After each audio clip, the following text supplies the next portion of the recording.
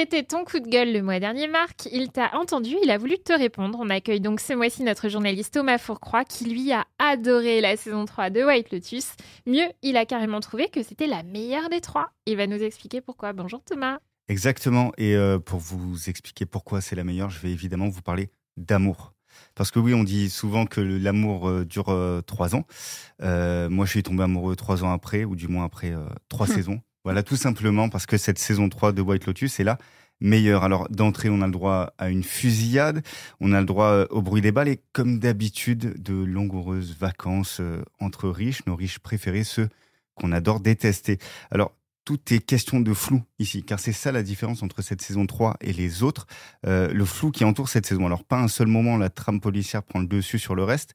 On entre dans des vies sans jamais vraiment en sortir.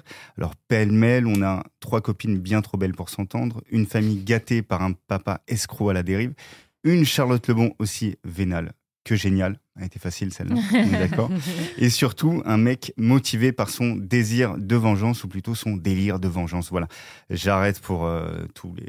comment on appelle ça, les petits, voilà, les petits calembours, les petits jeux de mots. Mais tout ça pour vous expliquer, ou en tout cas pour vous partager, que cette retraite wellness de luxe, méditation côté pile, alcool, fête et drogue côté face, bah moi, ça me parle.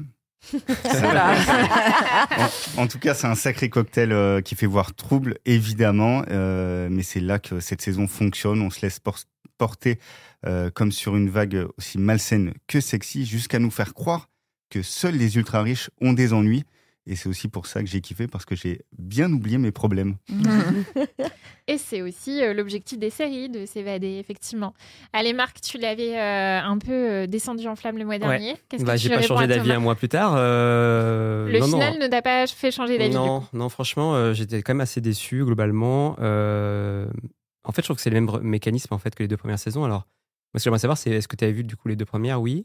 Et tu trouves que celle-ci est vraiment meilleure? Alors, moi, la première, je l'ai trouvée sympa, mais un peu trop loufoque pour être honnête. Ok. Voilà.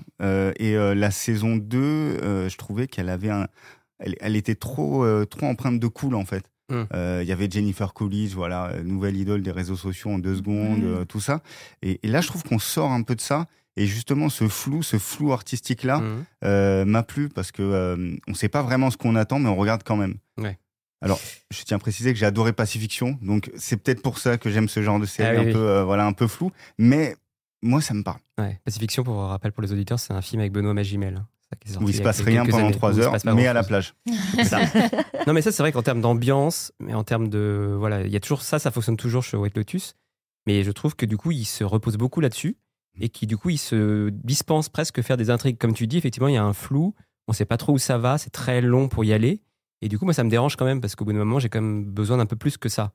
Et l'ambiance, et juste les décors, la photo, etc., c'est agréable. Comme tu dis, moi, j'étais content de regarder l'épisode le lundi soir. Voilà, je le ratais pas, donc c'est bien que j'avais envie de le voir. Mais à chaque fois, je me disais, il va peut-être enfin se passer des trucs, il va peut-être enfin me... Et à part l'épisode de la Full Moon Party, où c'est un peu plus... ça se lâche un peu plus, voire beaucoup. Voire trop. Voire trop, pour certains personnages. Pour le reste, je maintiens ce que j'ai dit le mois dernier, c'était que je suis globalement ennuyé, et que je trouve que le créateur, Mike White, il a quand même maintenant tendance à se reposer sur ses acquis et être vraiment en mode... je sais que je fais une grande série, je suis, les critiques sont avec moi, etc. Je pense que c'est un mec qui a un ego assez... J'ai lu quelques interviews, je pense que c'est un mec qui a un bon ego. Et du coup, je trouve que cette saison 3, pour moi, ça décroche, quoi. Et il n'y a pas un côté aussi choqué pour choquer dans cette série, non? Je suis d'accord. Oui, totalement. Enfin, maintenant, on peut le dire, mais la scène où tu as un des 2 frères qui fait... le petit frère qui s'occupe de son grand frère pendant que son grand frère est en train de se taper une autre nana.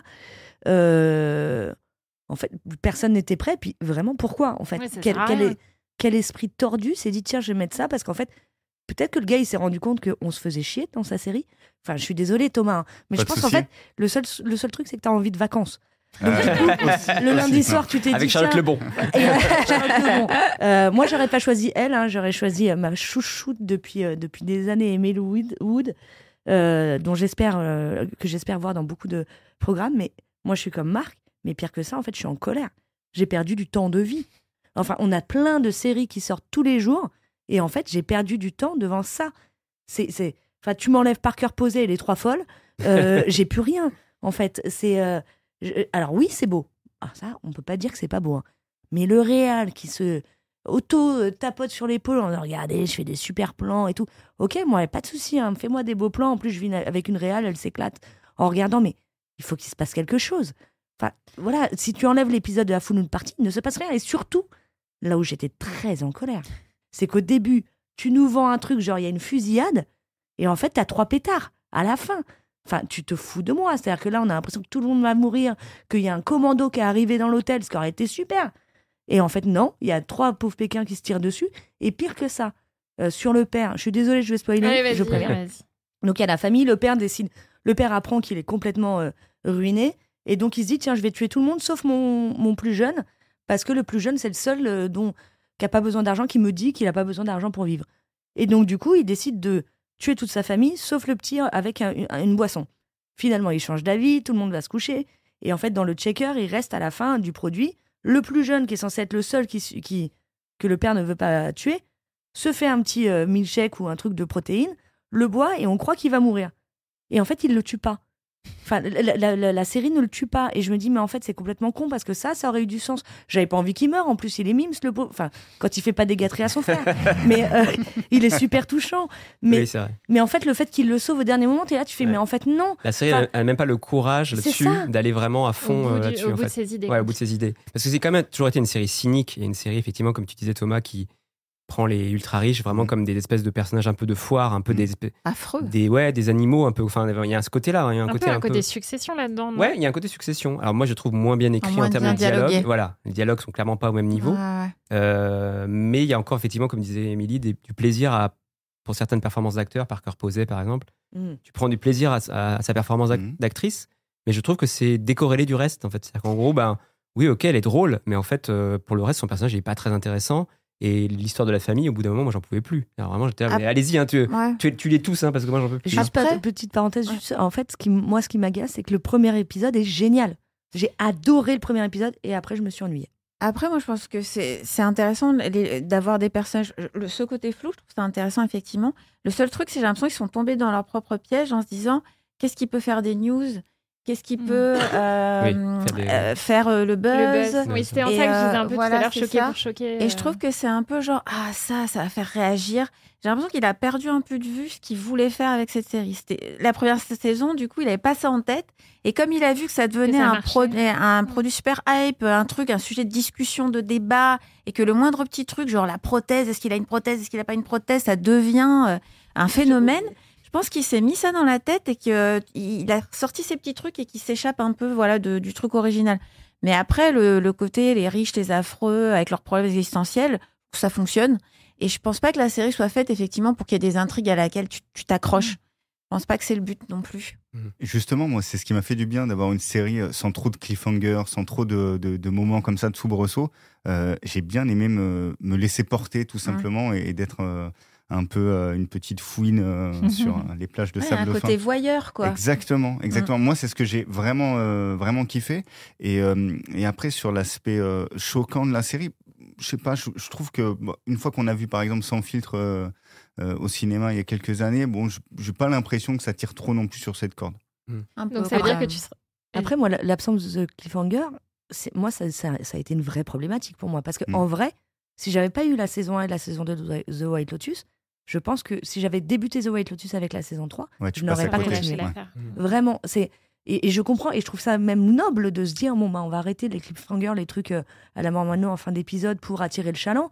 Mais là, en fait, le problème, c'est que déjà, dans ton épisode, il se passe pas grand-chose. Encore une fois, c'est très beau, hein, ça, on peut pas le retirer, ça joue très bien. Mais en fait, il y a des épisodes entiers où je suis arrivée à la fin, je fais... So what, en fait? So what? Un truc d'atmosphère, quoi. Au-delà de la beauté, de l'atmosphère, etc., je trouve que paradoxalement, cette absence de ligne directrice permet de plus nous rapprocher des personnages. Là où, dans les 2 premières saisons, je les méprisais, je les voyais comme des gugus sortis de je ne sais où, avec beaucoup d'argent, évidemment. Là, c'était un peu moins le cas. Je trouve que la 3 bandes de copines, là, il y a des dialogues hyper bien écrits, etc., et elles touchent quelque chose à chaque fois, de très juste. Pareil pour la famille, qui est extrêmement dysfonctionnelle et sur 1000 points, mais qui peut ressembler à des familles peut-être moins aisées, pour le coup. Et je trouve que ça touchait plus.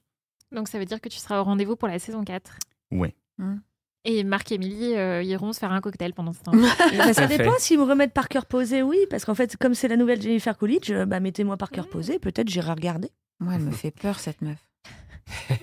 Merci Thomas d'être venu défendre The White Lotus après les accusations de Marc le mois dernier. Reste à savoir si le mois prochain, avec lequel d'entre vous nos éditeurs seront d'accord.